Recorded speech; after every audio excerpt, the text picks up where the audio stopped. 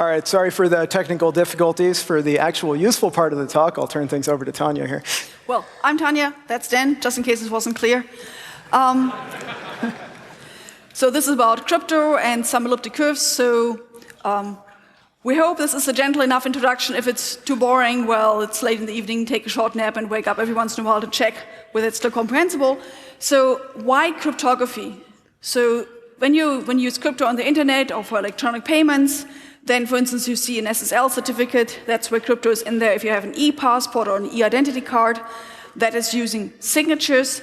If you're using TLS to send secret data, then you actually want to have encryption.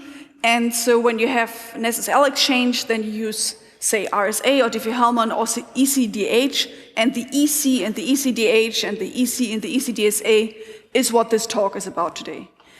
There's also a huge clump of crypto, which is secret key cryptography, which is really, really cool stuff. It's much, much faster than anything we're going to tell you about today, but it requires that the two parties who want to talk to each other already know each other, that they have done some key exchange.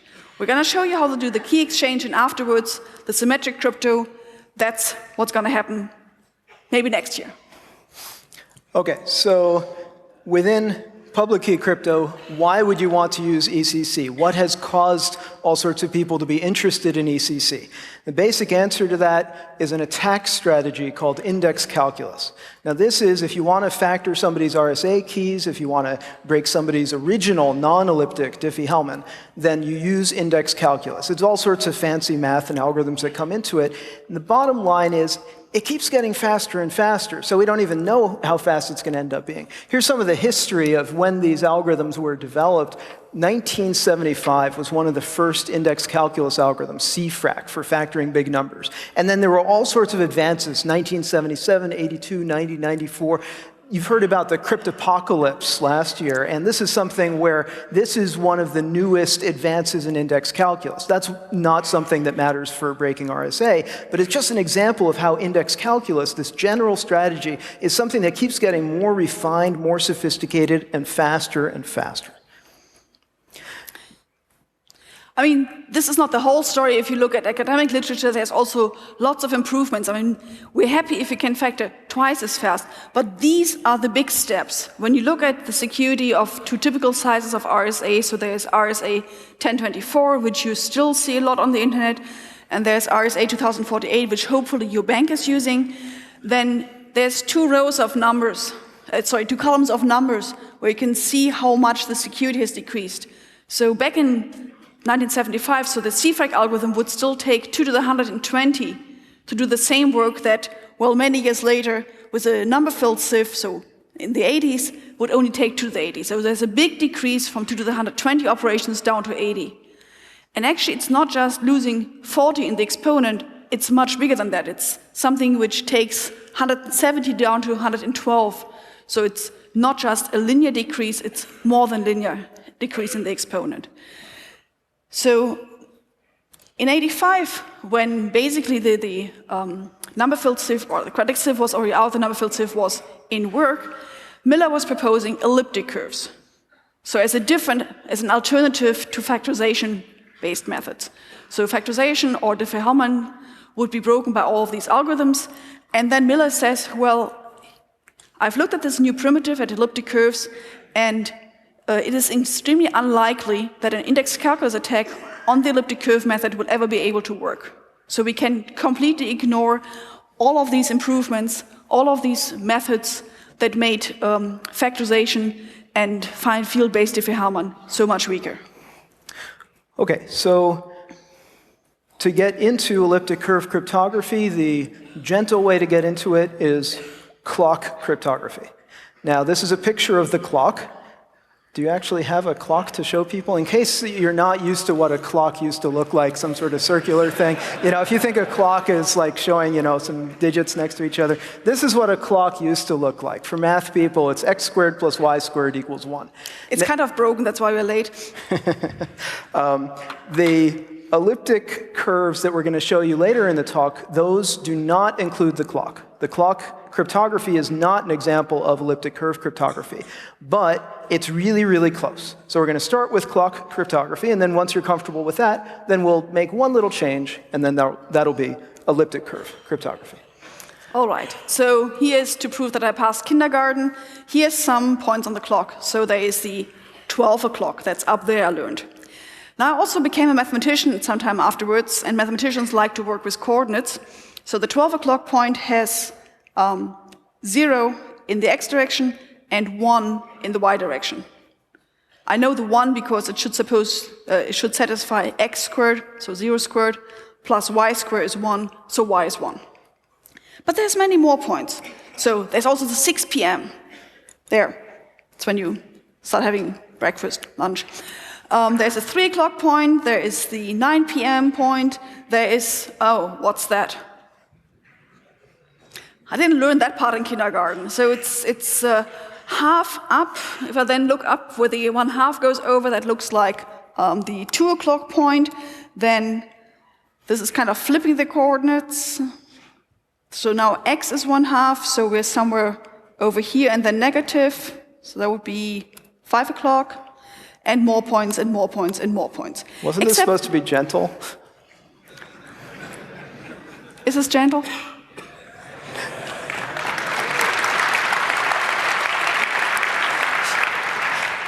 Okay, so...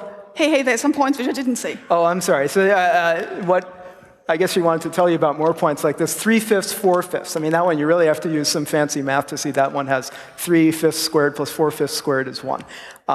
That is another point on the clock, and it's not obvious which o'clock it is. You have to really look at your watch to figure that out. And now he's bailing out of the tricky stuff. I'm sorry? Now you're bailing out of the tricky stuff. Bailing out of the tricky stuff? You mean, okay, you really want me to do the square root of 1/2, square root of 1/2? No. It's just, I don't know where that point is, but I know it's on the clock. Okay, you can figure out where the 3/5, 4/5 point is in terms of time. You can make this a little more complicated by parametrizing the clock. So when people take points on the clock, they're thinking of time moving forward, like there's 2 o'clock, 3 o'clock, and you can add those and get 5 o'clock, 2 hours after 3 o'clock, or 3 hours after 2 o'clock, and that's 5 o'clock. And here's a picture which is something like maybe that's 1:30 plus 2 o'clock, giving you 3:30, something like that. So those are some points, P1, P2, and P3 on the clock, and you can add P1 and P2 to get P3.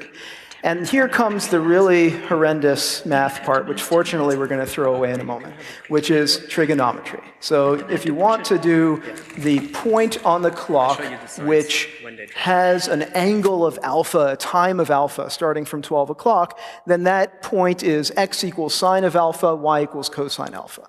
And then if you remember, there were these horrendous trig formulas for sine of the sum of two angles, and cosine of the sum of two angles, and sine of alpha 1 plus alpha 2 is, okay, sine of alpha 1, cosine of alpha 2 plus cosine of alpha 1, sine of alpha 2, and there was something else like that for the cosine.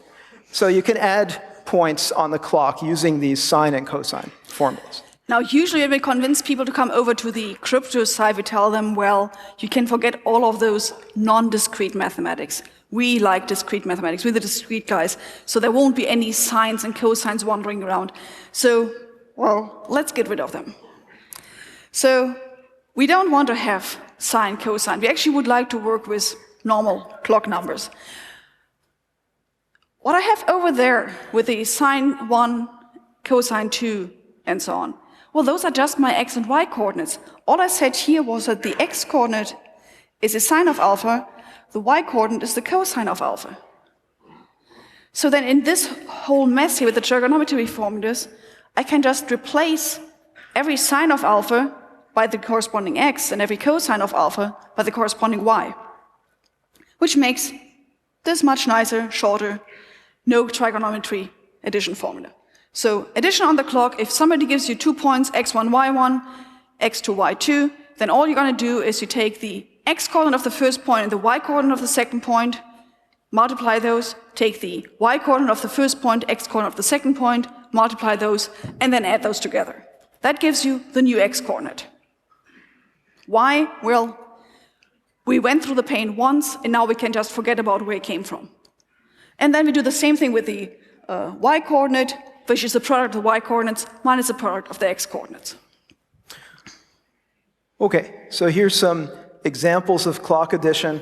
We still don't have the computer helping out here, so this is going to be some more painful arithmetic. 2 o'clock plus 5 o'clock, we all remember this is going to be on the test. 2 o'clock was this square root of 3/4, 1/2 that she was talking about at the beginning, and 5 o'clock was 1/2 and minus square root of 3/4. And if you plug those into the formulas there, all right, I'll try this. x1 is square root of 3/4, and y1 is 1/2, and x2 is 1/2, and y2 is minus square root of 3/4. If you do x1 times y2, that's the square root of 3/4 times the minus square root of 3/4, which is minus 3/4.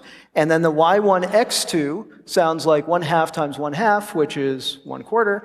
Add those together, and it's something like minus 1/2. And you do a similar calculation, you get the second part of the result, and you realize that 2 o'clock plus 5 o'clock with these formulas is what you wanted it to be, namely 7 o'clock. And similarly, you can do 5 o'clock plus 9 o'clock, which I think I will skip. Maybe you would have liked to go through that one, but let's try another example. You can take 3/5 and 4/5 and add it to itself. That's what that 2 times 3/5, 4/5 means. It's 3/5, 4/5 plus 3/5, 4/5. And you can just, well, plug those into the formulas, and you don't have to know which o'clock it is. You just get some answer out of that, 24 25ths and 7 25ths. And you can keep adding more and more copies of this point to itself, 3 times 3/5, 4/5. So that's the point plus itself again, and just plug it into the formulas, and you get something with, well, more digits. And as you keep adding more and more copies, you get more and more digits in the denominators there, the 625, and it keeps getting bigger. You can also try adding any point you want without even knowing what it is to 12 o'clock. 12 o'clock was 0, 1. And if you plug those into the formulas, you get 12 o'clock plus 3 o'clock is 3 o'clock, 12 o'clock plus 5 o'clock is 5 o'clock, 12 o'clock plus anything is that thing back again. And that just pops right out of the general formula for adding 2 points. One last example of how you can work with this addition formula. If you take, say, 10 o'clock plus 2 o'clock, that should be 12 o'clock. And, well, 10 plus 2 is 12. If you take anything that's sort of opposite, like that was 10 and 2, if you take 9 and 3, or 11 and 1, anything where it's the same height, same y coordinate, but the x's are negative, those will add together to get 12 o'clock. And you can just try plugging x1, y1 and minus x1, y1 into the formula. Let's try that. If you say x2 is minus x1 and y2 is y1, and you plug that into the formula, then you see the first coordinate of the answer here is x1 times y2 was y1, and then y1 is minus x1 times x2. X2 is minus x1, so you get minus x1 y1 and x1 y1, which adds up to 0, which is what we wanted for 12 o'clock. And then with a little more work, the second part here, y1, y2, that's y1 times y1, and then minus x1, x2, that's minus x1 times minus x1 is plus x1 squared. So y1 squared plus x1 squared, which equals 1.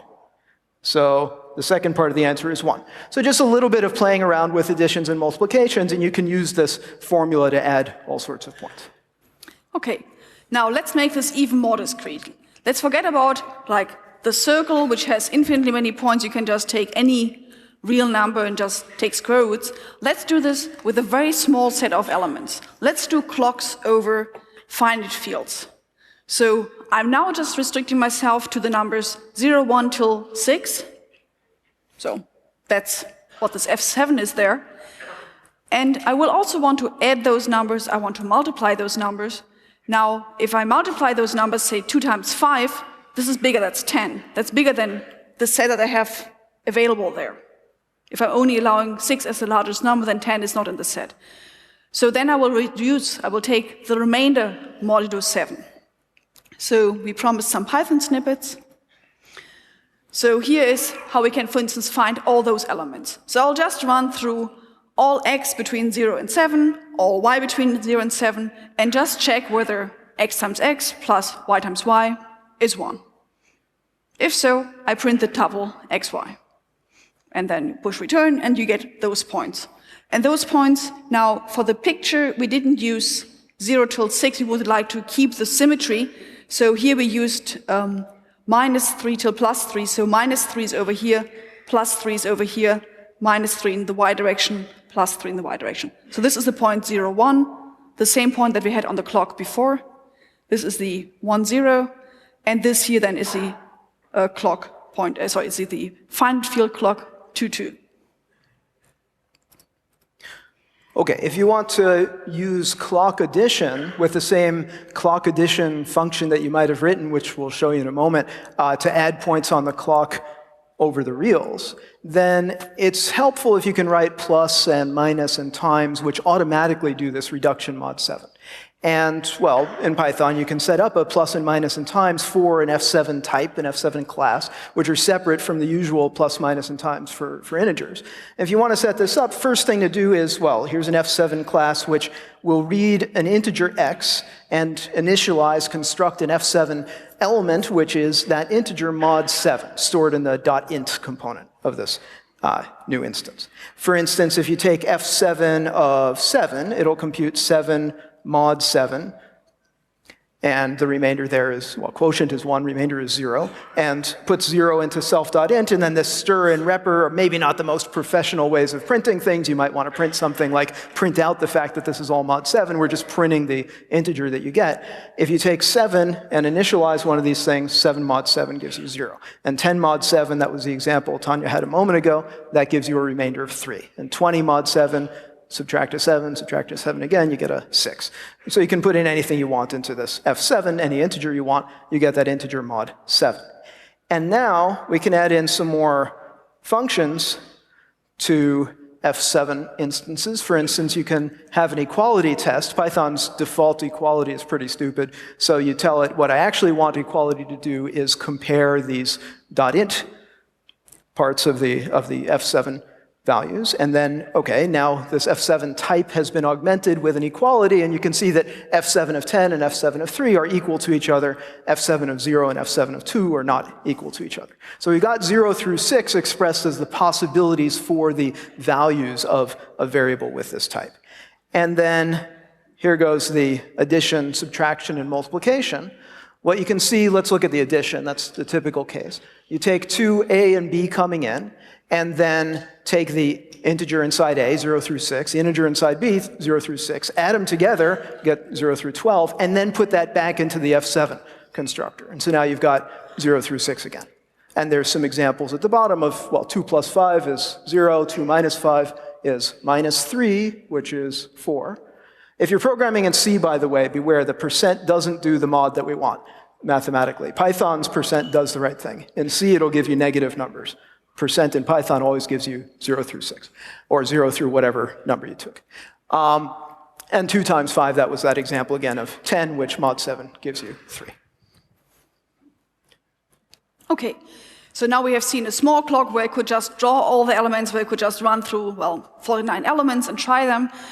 Now, everything that Dan just showed with the Python setup, I can replace by 7 by a larger number, say 1,000,003. That's also a prime. And now I would like to define an addition of curve points. So this is just what we did on the real clock before.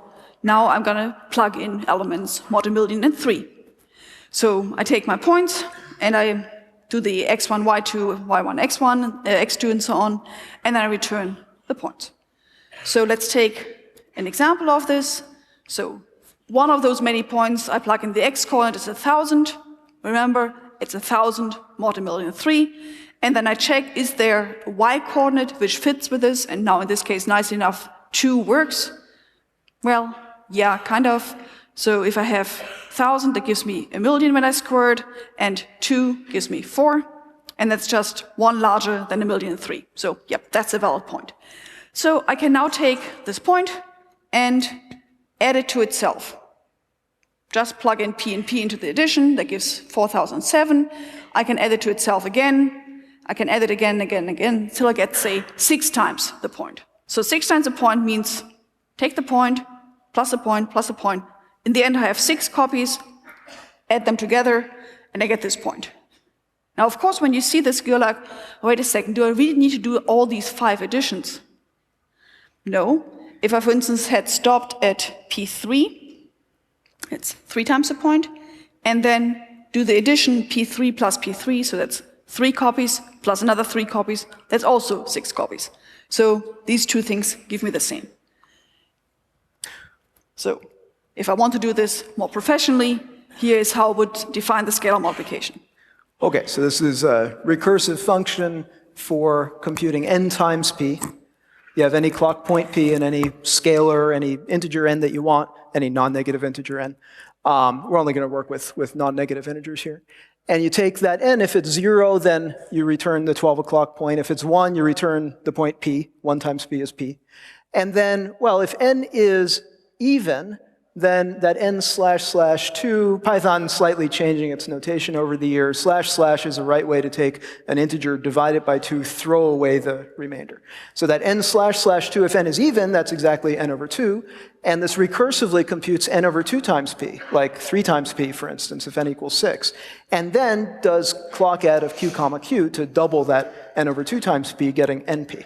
If n is odd, then that n over 2 is, well, n//2 means take away the remainder of 1. You get n minus 1 divided by 2.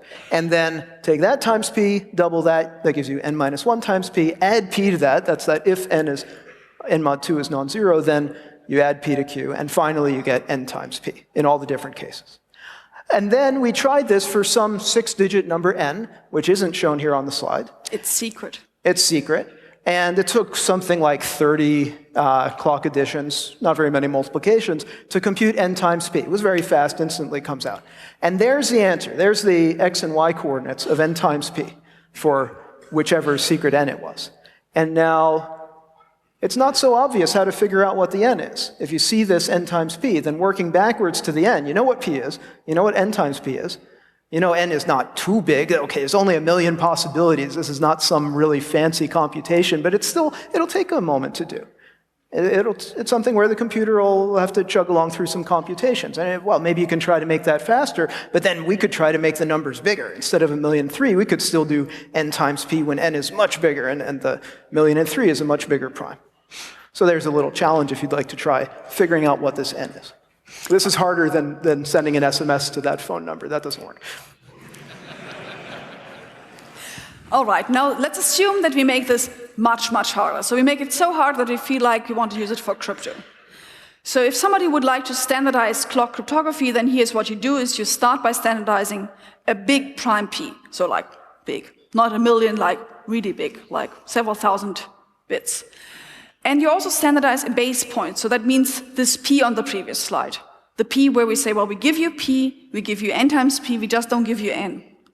So let's assume that somebody gives you little p, which is the prime, and this base point, big P, x and y coordinates, which are on the clock. Then what Alice and Bob are doing if they want to communicate, so I would like to send something over to the Bob here. I'm Bob. Then Alice picks, well, I pick my secret A, compute A times this base point. Now that's the computation you just saw on the previous slide. It's still visible there, so that's just like logarithmic time the size of L. Of A, and then I send this over to Dan. And now I guess I have to compute, I take my own big secret B, which I'm not going to tell anybody, and I do my computation of B times that same standard x comma y, and I send back my B times x comma y over to Alice. All right, so now I have his B times the base point, he has my A times the base point. Now I still remember what my A was. I now take this A and the new point that he just sent me, and plug this point into the scalar multiplication. So I'm doing the same steps, the same, well, at the point to itself, and sometimes at the point to the point he sent me. So the same steps here, except for now this P is the point that he sent me, is no longer the base point. And this way I compute A times B times P. Okay, now I get her A times x comma y, and I take my secret B and multiply by the A times x comma y, and I get my B times A times the point, x comma y. And now we've got the same result. Now we've got, she's computed AB times XY, I've computed BA times XY, which is the same thing. They're both A times B multiples of XY, A times B copies of XY added together. And now we use this shared secret to encrypt data. All right, we also have a picture of this just if we don't make good Alice's and Bob's, so here you see how the message is flying. Now, if you're the eavesdropper, you want to figure out what we've been doing. You can't see what I'm doing here. You can't see what Dan is doing here. All you can see is what's sent here. And you know what the little p is and what the base point is. At least we wish so. Well, so there's some caveats. Don't use just any prime p. Many choices of p are unsafe. Warning 2, this is still the clock. And we said at the beginning, clocks are not elliptic curves, and only elliptic curves are good. So actually the clocks are pretty much the same as doing, say, RSA or find a field when it comes to security. So if you want to match something which is RSA 3072 bits, then your clock needs to have, the prime of the clock needs to have 1536, so half as many bits as the RSA number. That's not actually what you wanted. And then... Okay, third warning is timing attacks.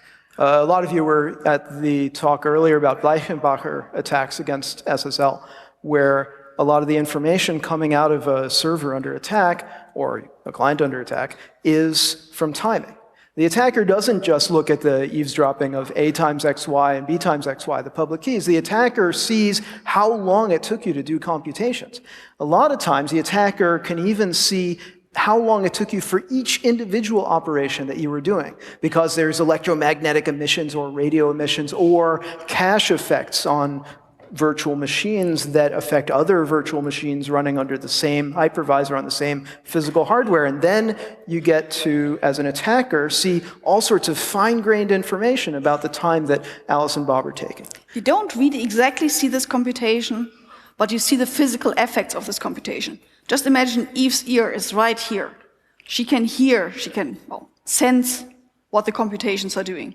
You can actually hear the audio buzz from your CPU if you put a good enough microphone next to it, and that depends on the computations it's doing.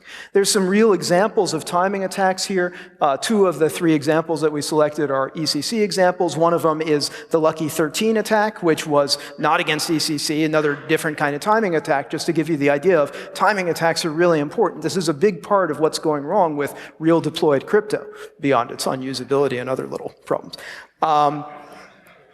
The fix for this particular problem of somebody seeing the timing is to always do computations in constant time. So no matter what your scalar is, you're not allowed to spend a different amount of time depending on that scalar. And if you just always follow this rule that every secret, you have no secret timing of anything, then the attacker doesn't learn anything. All your timing is public. Of course, it's a bit of a hassle to do computations that way. You can always do it, but it slows things down quite a bit. All right. I mean, that's easier said than done, but let's go back to warning number 2. Let's assume that constant time implementation takes care of warning number 3. Let's go back to warning number 2. Clocks are not elliptic, and let's turn this circle, this clock, into an elliptic curve. All right, so we take the circle and push inwards. Now, mathematically, what we're doing is we introduce one extra term. Instead of having x squared plus y squared equals 1, we say x squared plus y squared equals 1 minus 30 times xy squared. So this extra term here is the difference between a circle and an Edwards curve, or an elliptic curve. So this particular curve is called an Edwards curve, but it's an example of elliptic curves. Now, if I want to add points now, then let's remember what it looked like on the circle. So on the circle, I had the neutral element at the top. I keep that. So that was the adding anything to 12 o'clock doesn't change the value. That's still the same here. Now here I was just adding P1, P2, getting P3 by these formulas. Now these won't generally work on the elliptic curve. On the elliptic curve, because there is this minus 30x squared y squared, we also need to introduce a little tweak down here. So there's now a denominator. If you take d equals 0, then, well, the formula changes to the circle. And also the addition formulas just change to the circle, because, well, this 30 here is 0, so it's just divided by 1. So the circle comes out as a special case for this elliptic curve. But now we're taking minus 30 and have a nice elliptic curve, and the addition formulas are not much worse. Just a little extra term there. Okay, you can take, if you want, any prime number p, 7,000,003, something much bigger. You can take any non-square d, that's like that minus 30, Any d that's not a square of anything modulo p. That's something you can check quickly. And then write down the curve x squared plus y squared equals 1 plus d x squared y squared. And this is an elliptic curve. And it's just that extra little d. That's all the extra complication. If you felt like, okay, you understand clock cryptography, then this extra little complication is all you need for elliptic curve cryptography. There's the addition formula, just translated from the math formulas a couple slides ago into Python. Looks very much the same as before, except the x3 and y3 have that d coming in as denominators. Now you might complain about this, saying, wait a minute, when you divide, are you necessarily able to divide? What happens if you divide by 0? Maybe these formulas don't always work. And that's an important point. It's something which you have to watch out for. If you're dividing by something, then you're not allowed to divide by 0. But it turns out that the denominators there, the 1 plus d x1, x2, y1, y2, and the 1 minus d x1, x2, y1, y2, those are never equal to 0. These formulas are complete. They always work, which is what you expect. I mean, you think formulas should always work. It's kind of annoying if there's exceptional cases. But, well, in elliptic curve cryptography, there's actually lots and lots of exceptional cases that people often worry about. And one of the reasons that we like this kind of elliptic curve is that there's no exceptional cases. The addition law is what we call complete. If you look at how the math part of the proof works, then it's important here that that d was not a square. But again, that's something you can easily check. And once you've settled on a d that's not square that everybody can use, then you will never have exceptions in the formulas. If you have your d being a square, then you can write down the same formulas, and most of the time they work, but you have exceptional cases. And we're going to see lots and lots more about exceptional cases. And what's annoying about those is not just, well, it's hard to program, but if you make any mistakes, it's going to be hard to find those mistakes and test for those mistakes. And if an attacker thinks about it more and can give you some points that exploit those mistakes, this often breaks real ECC. So it's better to take a curve where the d is not square, and then you don't have to worry about this at all. Okay, quick aside, over a finite field, every second d is not a square. So this is not a big restriction. It's just removing half of the possible d's. Divisions are also really slow. So when you implement those, you saw before in the Python script, we didn't even include divisions. We do have them online, but it's like, well, it takes a while. It's unpleasant. It takes even longer if you're worried about constant time implementation, so let's get rid of divisions.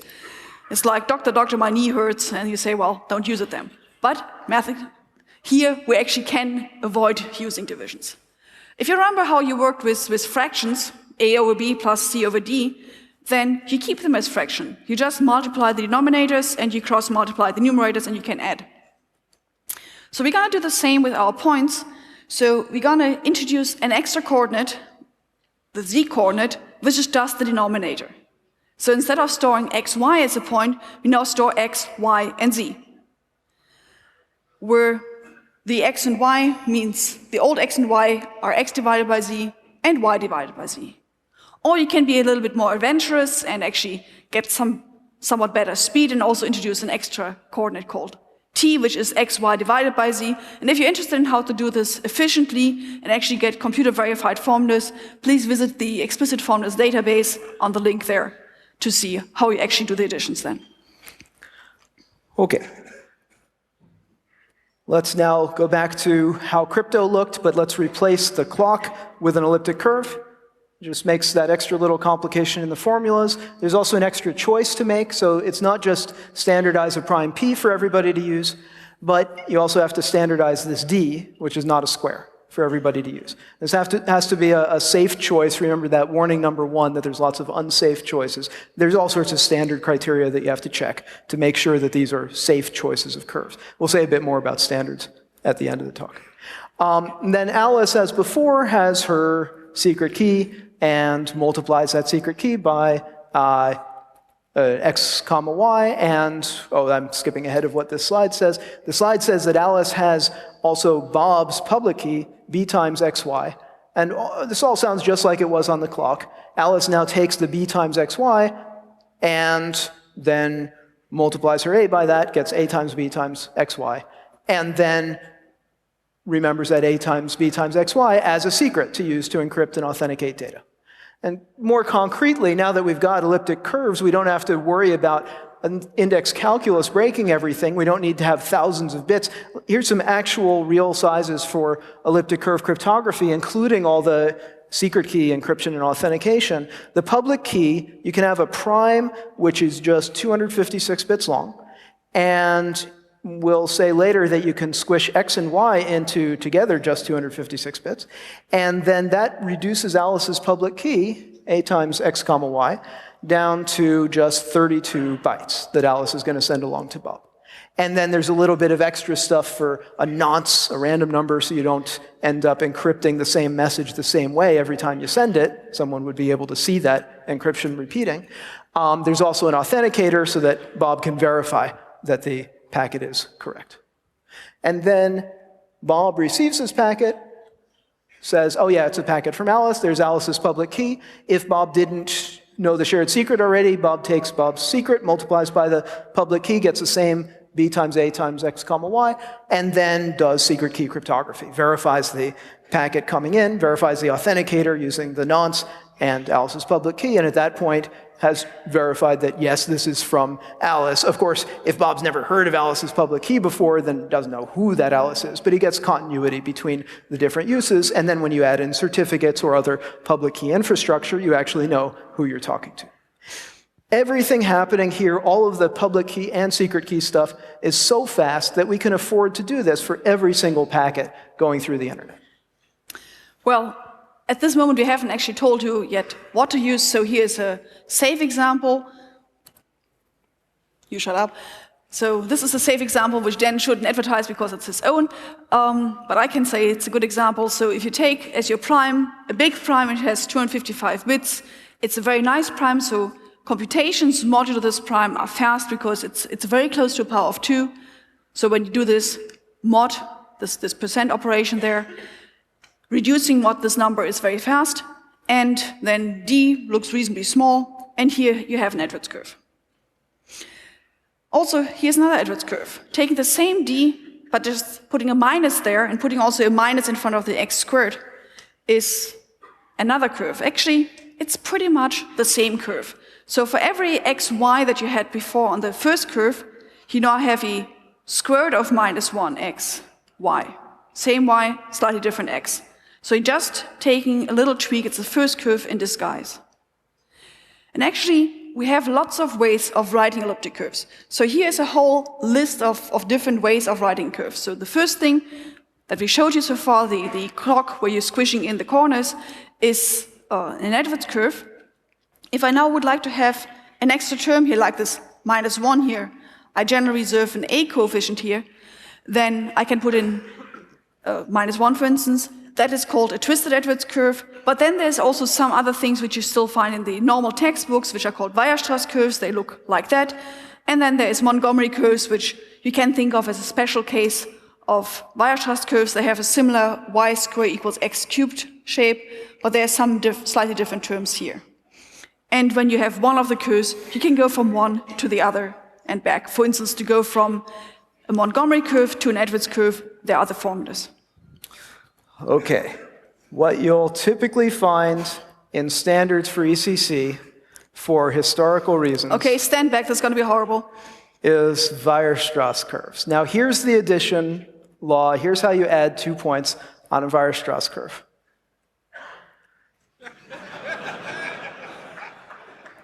Oh, that isn't too bad. All right, there's only 6 different cases. Let's go through them. No, let's not go through them. This is, if you just take one piece of this, then it might seem like it works most of the time. The first formulas work most of the time until you do something crazy like P plus P, and then it doesn't work. And then you have more and more exceptional cases. And some of these cases you don't even realize at first, and then you try writing code for this, and it's just, it goes on, and then you try testing it, and you're not sure you've gotten all the tests right, but okay, that's what you find in ECC standards. All right. Much nicer than Weierstrass, Montgomery curves is another of our favorite curves. So here you see the entire arithmetic, except for I didn't show you how I will do the constant time conditional swap here. So there is a conditional bit here which swaps the x2 with the x3. we can do this in constant time, just replace this instruction by something which says, well, it stays or it swaps. That's a whole addition on Montgomery. So for every bit, you do these few steps, and you run through the 255 bits that are stated there. So that's another nice case of arithmetic. Note, though, that here we only use an x-coordinate. For the Edwards curve, we had x and y. So there are some differences in what we're doing with them. All right, so Dan announced we're going to talk about standards. So where do you get your standards from? So how to defend yourself against somebody who comes with a mathematician? Mathematicians are scary people that know all kinds of attacks, and if you want to see these attacks, we have some URLs at the end, but we know those attacks, and all of those standards, long list of things, basically agree on certain properties that you want your curve to have. What these standards guarantee you, if you pick one of those standards, then the curve will be secure for the following attacks. Somebody sees the result of your computation, knows the base point, knows your public key, and is not able to figure out what your A or B was. So this is called the elliptic curve discrete logarithm problem, and we have, well, papers over papers to study the hardness of this. So that's what we as mathematicians do, study how hard it is on a certain curve to break the elliptic curve discrete log problem. One thing, for instance, you want that your point, when you add it to itself many, many times, that for a long, long, long time you get different points. Until you get back to the same point, say, after L times you're back, that is the order of the point, that should be a large number. Where large, I mean like 2 to the 250 or something, really large. And yeah, there are all the scripts, so that's one of the criteria, there's many more. Okay, so let's see, you're an implementer, you take any of these standards, and again, they all pretty much say the same thing, minor differences in details, but they all protect you, and you implement the standard and you say, okay, we're in Germany, let's take the brain pool curves because that's what's used in the German passports. All right, so we take brain pool P256T1, it tells you some big prime number, 256 bits long, it tells you a Weierstrass curve, y squared equals x cubed minus 3x plus something big, and then it tells you the base point, x comma y to use, and then you look at this and realize, ooh, all the nice formulas we were telling you with no exceptional cases, like Edwards and Montgomery, those formulas don't work for this curve. If you have a curve compatible with the formulas, you standardize that curve, then every point you can add successfully, and you just forget about all the exceptions. But you need a curve that works with those formulas, and unfortunately, this curve doesn't work with Edwards and doesn't work with Montgomery. So you have to go back to that messy Weierstrass series of formulas. So, you're very careful. You do exactly what the formulas say. You figure out test cases for everything. You have correctly implemented the Weierstrass addition, all 6 cases, and timing you do everything. Invariant. You do everything constant time, so not going to leak any information to an attacker. And then you have something which is painfully slow, but you're confident about the security until the attacker comes along. Hi, let's do Diffie-Hellman. Here's my point. Okay, I'll take my, I guess I'm Alice. Hi. I'm sorry, so now I'm Alice, I've got an A. I take my A times the point that she sent me, which is her public key, and that's not the original x, y, it's some different x prime, y prime that she sent. And I send back my A times that x prime, y prime. And then I've done this computation correctly. And then I've now used the encryption authentication mechanisms that somebody's told me to use, standard mechanisms. And I've encrypted some data and sent that through the network. I'm on the network. I see his ASGCM encrypted message. Now, what he doesn't know is that no matter what his A is, there are not actually that many different points. I didn't give him a point on the brain pool curve. I gave him a point on a much nicer curve. Look, it only has a 5 here. The brain pool curve has something much, much bigger here. This is a friendly curve. Also, this point only has 4,999 different copies, which means he's not actually computing what he thinks he's computing. Oops. Now, the reason that this works is that in this whole mess of the Weierstrass curve, there's no A6. So no matter whether it's the A6, which is the huge number for the brain pool curve, or the 5, which is the nice curve I gave him, it doesn't matter, he'll just use those formulas. And then the A gives me one of those 499 different points, from which I learn A modulo 4,999. Let's do this again. Uh-oh, she's going to send me another point. Hi, Dan, here's another point. So I take that new x prime, y prime, I compute my A times that, I send back something encrypted using that shared secret, and now she does the same kind of computation. She has secretly sent me a point that has small order, and I never noticed that it had small order. So now she's figured out my secret modulo some other number. And again, and again, and again. And this happens 20 times maybe, and then she uses the Chinese remainder theorem to figure out my whole secret A. Even getting a few of these leaks is enough information that it does a lot of damage to the security of the system, and, well, if this happens 20 times, then, well, I'm screwed. So what do people normally say in response to this? They say, oh, didn't you notice the footnote in the standard that said when you have a point coming in, you have to check whether it's on the curve, because somebody might have been trying this evil attack. So this is blaming the implementer, which is how we get secure systems, by blaming the implementer. That's good. If something's gone wrong with the system, then it's the implementer's fault for not checking. Don't even get me started on stir copy. You should have checked the length of the string you were oh, I'm sorry, wrong talk. You should have checked that this point was on the curve. You should have checked it had the right order, another kind of attack like this. You should have, by the way, paid patent fees to Certicom. Okay, let's skip No, the just saying, I patent mean, if you do this, you might get a phone call saying, we have a patent on point validation. Yeah, so instead of blaming the implementer for not jumping through these hoops, why don't we get rid of the hoops? Why don't we design the crypto? Why don't we design the curves so that it's not actually possible for somebody to screw this up? We know how implementers think. We are implementers. We know what we do wrong, and it's not that creative. I mean, we keep making the same mistakes again and again and again, so let's actually protect against those mistakes and design a system that's robust against those, which for ECC says you take your x comma y coming through the network, don't allow an x comma y to go through the network. Just have an x. And then y was y squared equals something. You could, if you want to communicate y, you can send one bit that says whether it's plus or minus the square root of whatever y is the square root of.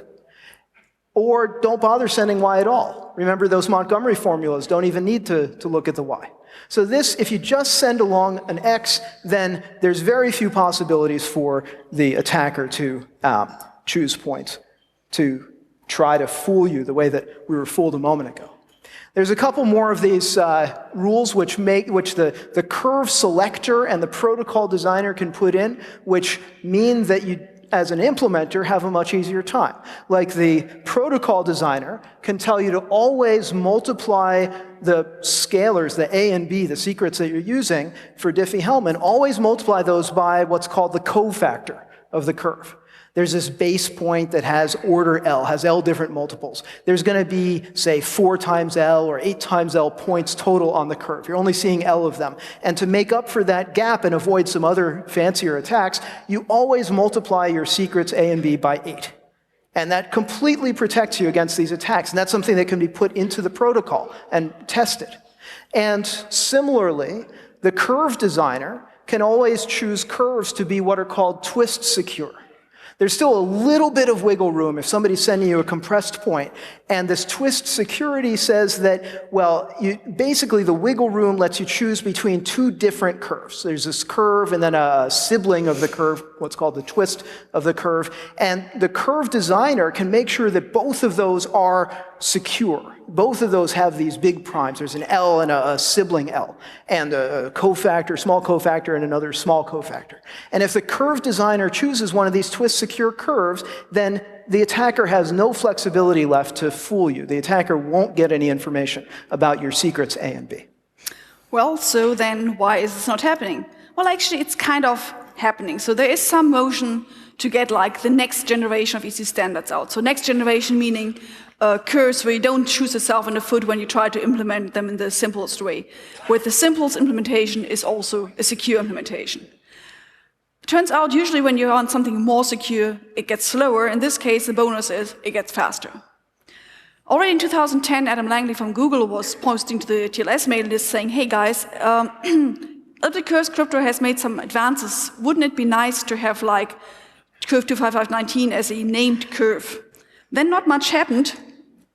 We did some work proposing good methods to, or well, we think it's good methods, to generate curves. And well, thanks to Snowden last September, there's suddenly motion coming into this from other people going like, oops, given that the NIST curves have lost kind of their respectability, where we think, oh, maybe the NSA is not just the good guys, shouldn't we have another motion? Luckily, there's lots of other people saying, hey, look, it's not because you're paranoid. We don't know whether the NIST curves are bad from a security point of view, but they're certainly not pleasant from an implementation point of view.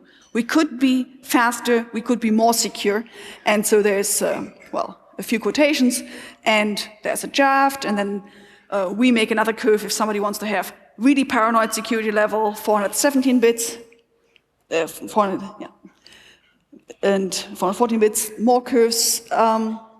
We have a safe curves page, blah, blah, blah, blah, blah stuff. Finally, okay, CRFG is moving on. There was some NSA guy who was the co-leader of the CRFG, so CRFG is the crypto research working group from the Internet Engineering Task Force, except for the NSA co-chair will still be there to advise them, you know, tell them whom to listen to. Now, the hope was that we could finish this on a happy note, saying, oh, it's all good. Now it's hey, there's a happy note here. Microsoft has chosen curves. So, you know, once Microsoft stepped in, that's the end of the discussion. Embrace, extend, extinguish, stop arguing. Oh, sorry. Well, so the final slide would have been something nice, but at the moment it's just the discussion continues. Thank you for your attention.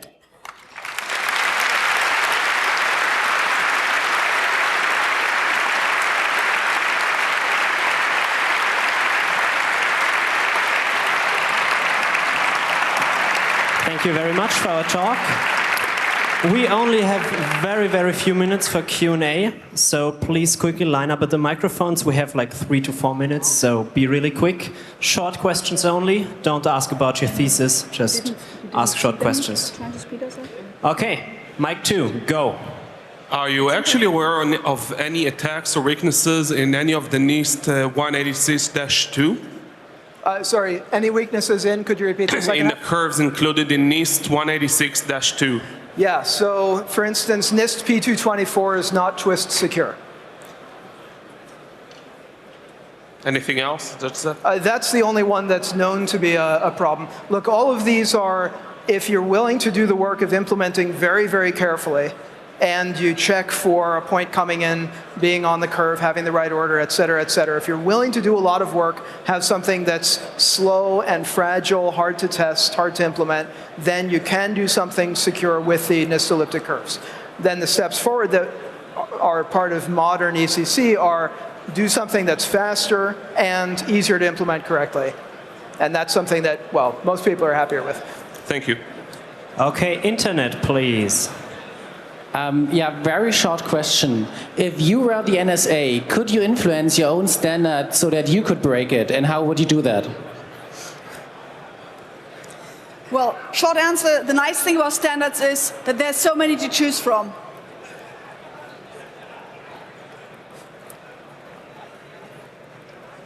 Is that the answer? Okay, Mike, which one is it? I mean, 3? longer answer is, if I'm free to choose, say, the ANSI to the French standard, there's no justification given whatsoever. I can feed you whatever curve I want. Okay, this mic, I can't see the number because there's too many people. How do you come up with the key length of 45 bits, and how do you know it's secure? It's just the absence of something like index calculus? So the key length, yeah, the fact that index calculus doesn't apply is what allows ECC to get away with very small key sizes compared to RSA. And then something like 256 bits, that's coming from saying, well, the biggest computations that someone can do with current computer technology, 10 years from now computer technology, using, say, a 65 megawatt power substation, that biggest computation they can do would still not break a 200-bit elliptic curve. So we feel very comfortable using 256. So for the attacks that we know how to do, all the numbers are at safecurves.cr.yp.to. So there you can see like how many operations 2 to the 200 you need to do for breaking a 414-bit curve. Okay, we are unfortunately out of time, so please again thank our speakers.